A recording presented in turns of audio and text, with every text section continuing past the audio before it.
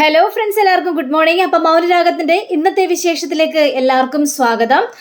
അങ്ങനെ നമ്മുടെ police station കാണിക്കുകയാണ്. അപ്പോൾ പോലീസ് ആണെങ്കിൽ കുറേ നിഗമനത്തിനാണല്ലോ. കാരണം ഗംഗാപ്രസാദ് എവിടെയാണ്, അവളെ എങ്ങോട്ട് പോയി, ആ കല്യാണ പന്തലിൽ ചെന്നോ എന്നൊക്കെ അറിയാനുള്ള വല്ലാത്തൊരു ആകാംക്ഷയിൽ നിൽക്കുകയാണ് നമ്മുടെ പോലീസുകാർ. അപ്പോൾ വേറൊരു പോലീസ് വന്നിട്ട് പറയാണ്, സാറേ ഇനിയിപ്പോൾ ഗംഗാപ്രസാദിനെ കുറിച്ച് അന്വേഷിക്കണ്ടേ സാറേ? അന്വേഷിക്കണമല്ലോ. ആ സ്റ്റെഫി എന്ന് പറഞ്ഞവള് കേസ് തന്നിരിക്കുകയാണല്ലോ, അപ്പോൾ പിന്നെ അന്വേഷിക്കാതിരിക്കാനായിട്ട് പറ്റില്ലല്ലോടോ എന്നൊക്കെ പറഞ്ഞപ്പോഴേക്കും അത് ശരിയാണ് സാറേ. പക്ഷേ നമ്മൾ ആ കിരണിൻ്റെയും കല്യാണിൻ്റെയും വീട്ടിൽ പോയി കഴിഞ്ഞപ്പോഴേക്കും നമ്മൾക്ക് ശരിയായ വിവരങ്ങളൊന്നും കിട്ടില്ല. പക്ഷേ ഇതിലെന്തൊക്കെയോ ഒളിഞ്ഞിരിക്കുന്നുണ്ടോ? ഗംഗാപ്രസാദ് എന്ന് പറഞ്ഞ അയാൾ ഓഡിറ്റോറിയത്തിൽ പോയിട്ടുണ്ടെന്ന് തന്നെയാണ് എൻ്റെ ഒരു വിശ്വാസം. കാരണം കാർത്തികയുടെ ഭർത്താവിനെയൊക്കെ ഇല്ലാതാക്കാൻ വേണ്ടി നടക്കുന്ന ഒരാളാണ് ഗംഗാപ്രസാദ്. അതുകൊണ്ടാണല്ലോ കല്യാണത്തിന് തലേ ദിവസം വരെയും ആ വീട്ടിൽ കയറി ഈ വരൻ്റെ അച്ഛനെ കൊന്നതവൻ. അപ്പോൾ പിന്നെ കാർത്തികയുടെ കല്യാണം നടക്കുകയാണെന്ന് അറിഞ്ഞു കഴിഞ്ഞാൽ അവനെന്താ വെറുതെ ഇരിക്കുമോ? അല്ലെങ്കിൽ ഇവനെ അറിയാതെ ആ കല്യാണം നടത്തിയെന്ന് വിചാരിച്ചോട്ടെ, എന്താ ഇത്രയും നാളായിട്ടും ആ കല്യാണം നടന്ന വിവരം ഇവൻ എന്താ അറിഞ്ഞില്ലേ? അങ്ങനെ അറിഞ്ഞിട്ടുണ്ടെങ്കിൽ ഉറപ്പായിട്ടും കാർത്തികയെ തേടി വരും. കാർത്തികയെ ഇല്ലാതാക്കാനുള്ള എല്ലാ ശ്രമങ്ങളും അവൻ നടത്തും. അവനെ സംബന്ധിച്ചിടത്തോളം അവന് ആരെയും പേടിയില്ലാത്തൊരു വ്യക്തിയാണ്. ആ കാര്യം നമുക്കും അറിയാവുന്ന കാര്യമാണല്ലോ.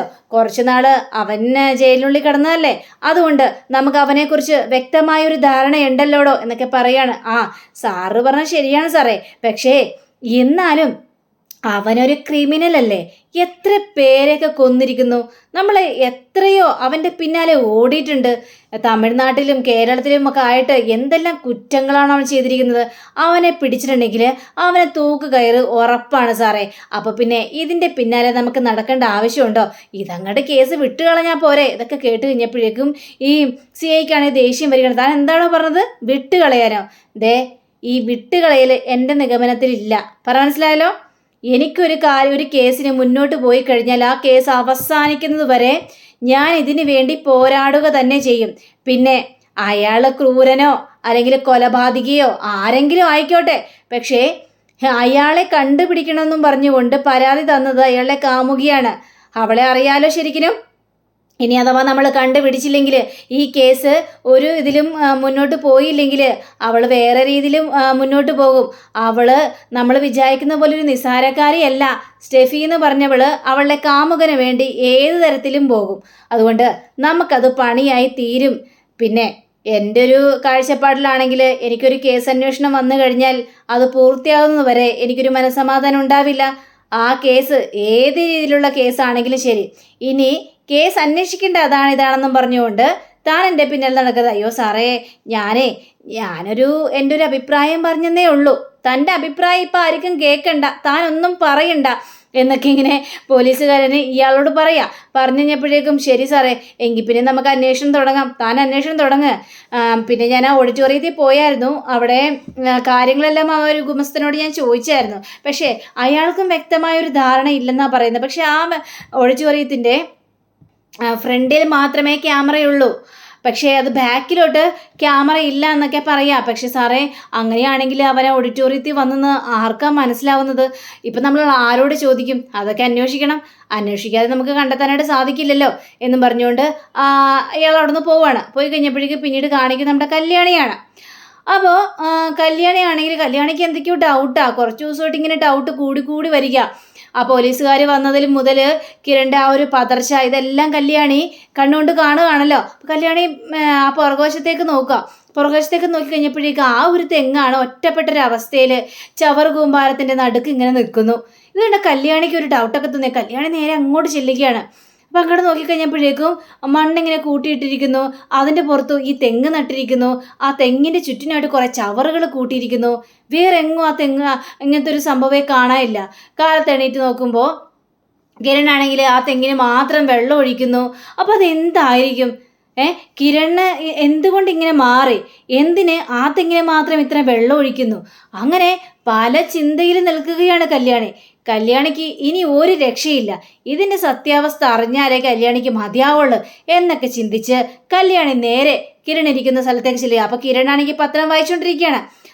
കിരണേട്ടാ എന്ന് പറഞ്ഞുകൊണ്ട് വിളിക്കുകയാണ്. എന്താ വിളിച്ചത് എന്ന് ചോദിച്ചപ്പോഴേക്കും കിരണേട്ടാ, എനിക്കൊരു ഡൗട്ടുണ്ട് കിരണേട്ടാ. ഡൗട്ടോ? എന്ത് ഡൗട്ട്? അതല്ല, കാർത്തികേച്ചിയുടെ കല്യാണത്തിന് മുമ്പൊന്നും ആ തെങ്ങ് അവിടെ ഉണ്ടായിരുന്നില്ല. കാർത്തികേച്ചിയുടെ കല്യാണത്തിന് ശേഷമാണ് അവിടെ ഒരു തെങ്ങ് വന്നത്. ഇത് കേട്ട കിരണാകെ ഞെട്ടിപ്പോവാണ്. ഇവളെന്തിനാണ് ഇപ്പൊ തെങ്ങിന്റെ കാര്യം പറഞ്ഞുകൊണ്ട് പൊക്കിക്കൊണ്ട് വരുന്നത് എന്നൊക്കെ ചിന്തിച്ചുകൊണ്ട് നിൽക്കുക. കിരൺ അവിടെ നിന്ന് ചാടി എണീക്കുകയാണ്. പിന്നെ കിരണേട്ടാ, അതുമാത്രമല്ല, കിരണേട്ടനോട് ആ തെങ്ങിന്റെ കാര്യം ഞാൻ ചോദിച്ചായിരുന്നു. അപ്പോ കിരണേട്ടൻ പറഞ്ഞതെന്താ? അത് പെട്ടെന്ന് കായ്ക്കുന്ന തെങ്ങാണ്, അതുകൊണ്ട് വേലു അവിടെ നട്ടുവെച്ചതാണെന്നൊക്കെ അല്ലേ കിരണേട്ടൻ എന്നോട് പറഞ്ഞത്. പക്ഷേ ഏത് സമയവും രാവിലെയും കിരണേട്ടൻ ആ തെങ്ങിനെ കൊണ്ടേ വെള്ളം ഒഴിക്കുന്നുണ്ട്. അതെന്തിനു വേണ്ടിയാണ് കിരണേട്ടാ? തെങ്ങിന് വെള്ളമൊഴിക്കാനും ബാക്കിയുള്ള ചെടികൾക്കൊക്കെ വെള്ളമൊഴിക്കുന്ന കാര്യങ്ങളെല്ലാം നോക്കുന്നത് ഇവിടുത്തെ ജോലിക്കാരിയാണല്ലോ. പിന്നെ കിരണേട്ടൻ എന്തിനാ ആ തെങ്ങിന് മാത്രം വെള്ളമൊഴിക്കുന്നത്? എന്താ ആ തെങ്ങിനോട് മാത്രം ഇത്ര സ്നേഹം? കിരണേട്ടൻ എന്തൊക്കെയോ എന്നിൽ നിന്ന് ഒളിപ്പിച്ച് വെക്കുന്നുണ്ട് കിരണേട്ടാ. എനിക്കത് ഡൗട്ടായി തുടങ്ങി. ആ പോലീസുകാർ വന്നപ്പോഴും കിരണേട്ടൻ്റെ മുഖത്ത് നല്ലൊരു പതർച്ച കണ്ടതാണ്. എന്നോട് ഒരു കാര്യവും കിരണേട്ടൻ മറച്ചു വെക്കാറില്ല.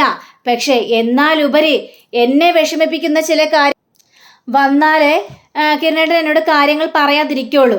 പക്ഷേ കിരണേട്ടൻ എന്ത് കാര്യങ്ങളും എന്നോട് മറച്ചു വെച്ചിട്ടുണ്ടോ അതെല്ലാം എൻ്റെ സ്വപ്നത്തെ തെളിയാറുണ്ട്. എൻ്റെ മനസ്സിലൊരു പേടി തോന്നിക്കഴിഞ്ഞിട്ടുണ്ടെങ്കിൽ അത് എങ്ങനെയാണെന്നറിയില്ല, എൻ്റെ സ്വപ്നത്തിൽ വരും കിരണേട്ടാ. അതേപോലെ ഞാൻ ഇന്നലെയും ഒരു സ്വപ്നം കണ്ടു കിരണേട്ടാ. അതായത് കാർത്തികേച്ചിയുടെ കല്യാണം നടക്കുന്ന അന്ന് ഗംഗാപ്രസാദ് അവിടെ വന്നു. ഗംഗാപ്രസാദും കിരണേട്ടനും കൂടി തമ്മിൽ യുദ്ധം ഉണ്ടായി. ആ സമയത്ത് കിരണേട്ടൻ ഗംഗാപ്രസാദിനെ കൊന്നതായിട്ടാ ഞാൻ സ്വപ്നം കണ്ടത് കിരണേട്ടാ. എന്നിട്ട് ആരും അറിയാത്ത രീതിയിൽ അത് മറയ്ക്കുകയും ചെയ്തു. ഇത് കേട്ട് കിരണാകെ ഞെട്ടിപ്പോവാണ്.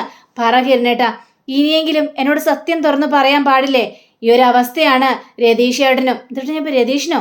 രതീഷിന് എന്താ സംഭവിച്ചത് എന്ന് കിരൺ ചോദിക്കുകയാണ്. രതീഷേട്ടനൊന്നും സംഭവിച്ചൊന്നുമില്ല. പക്ഷേ എന്നെ കാദംബരി ചേച്ചി വിളിച്ചായിരുന്നു. കാദംബരി ചേച്ചി എന്നോട് പറഞ്ഞു, ഞാൻ പോലീസുകാർ വന്ന കാര്യം രതീഷിനോട് പറഞ്ഞു കഴിഞ്ഞപ്പോഴേക്കും രതീഷേട്ടൻ്റെ മുഖത്ത് വല്ലാത്തൊരു പതർച്ചയും വെപ്രാളവും പേടിയൊക്കെയാണ് ഞാൻ കണ്ടത് എന്നാണ് കാദംബരി ചേച്ചി എന്നോട് പറഞ്ഞത്. അപ്പോൾ അതിലെന്തെങ്കിലും സത്യം കാണണ്ടേ? നിങ്ങൾക്ക് രണ്ടുപേർക്കും പേടിയാണെങ്കിൽ അതിലെന്തൊക്കെയോ ഒളിഞ്ഞിരിക്കുന്നുണ്ടല്ലോ കിരണേട്ടാ. എന്താണെങ്കിലും എന്നോട് തുറന്ന് പറ. എനിക്കിനി ഈ വേദനയും പേറി നടക്കാനായിട്ട് പറ്റില്ല. അതുകൊണ്ടാ ഞാൻ കിരണേട്ടനോട് ചോദിക്കുന്നത്. എന്താ കിരണേട്ടാ, എന്തെങ്കിലും മറച്ചു വെച്ചിട്ടുണ്ടോ?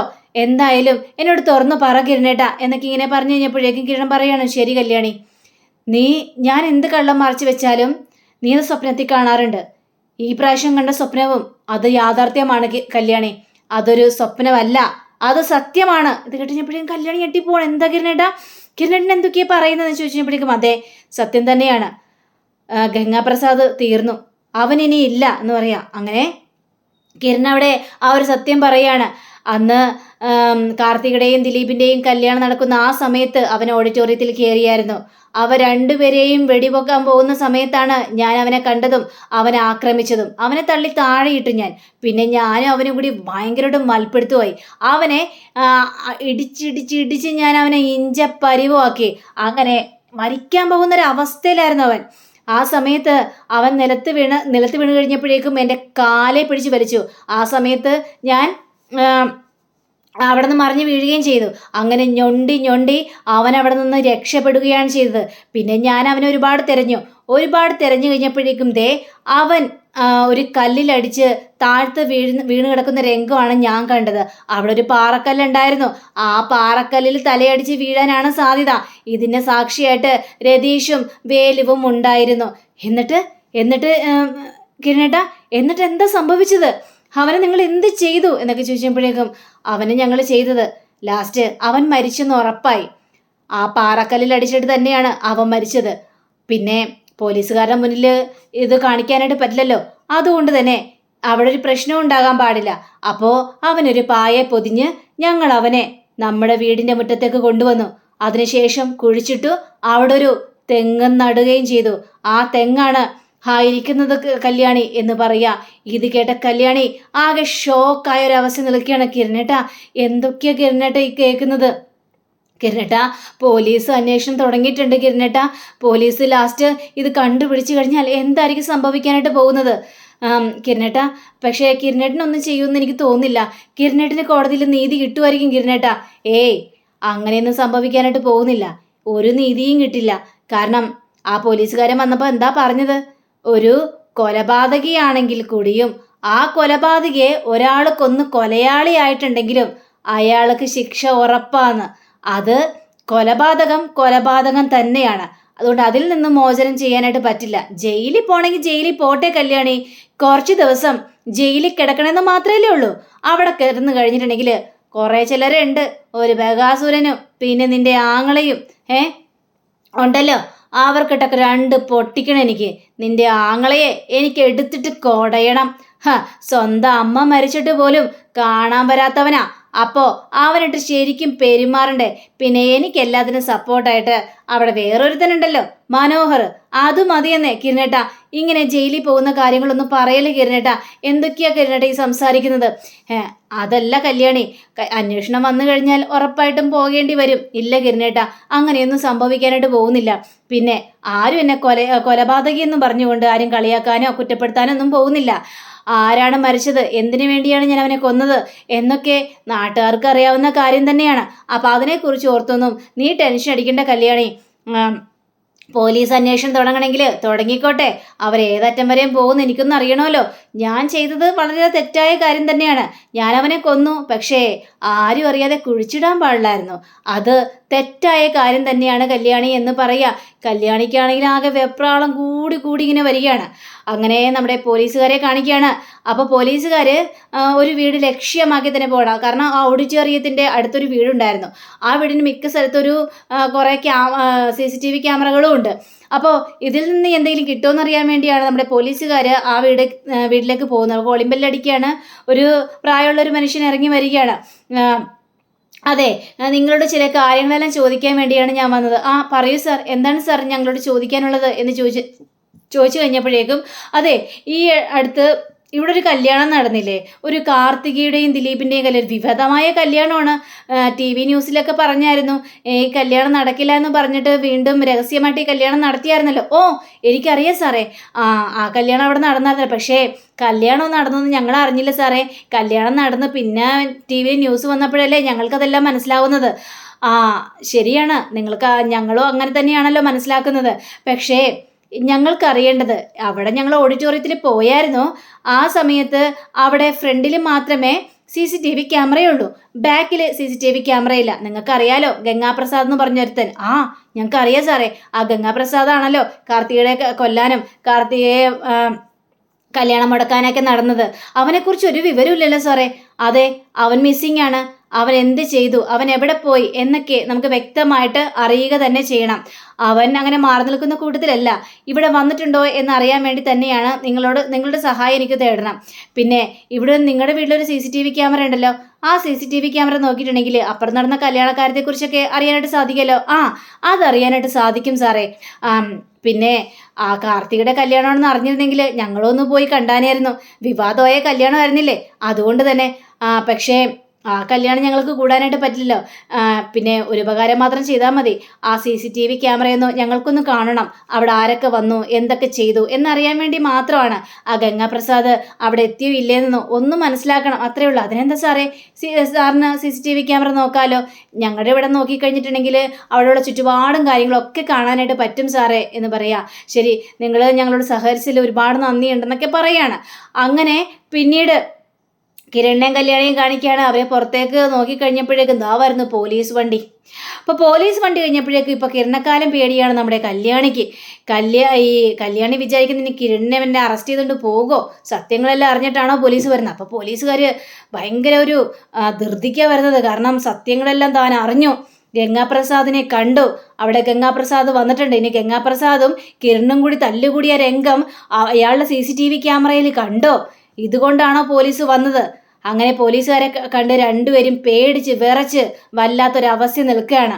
അപ്പം ഇനി നാളെ എന്തായിരിക്കും സംഭവിക്കാനായിട്ട് പോകുന്നത്? നമ്മുടെ കിരണിനെ പോലീസ് പിടിച്ചുകൊണ്ട് പോകോ, അല്ലെങ്കിൽ ഈ ഗംഗാപ്രസാദിന്റെ തലയ്ക്കാണ് ആരോ അടിച്ചത്, ആ ഒരു അടി അടിച്ചത് ആരാണെന്ന് ഇതുവരെ നമ്മളെ കാണിച്ചിട്ടില്ല.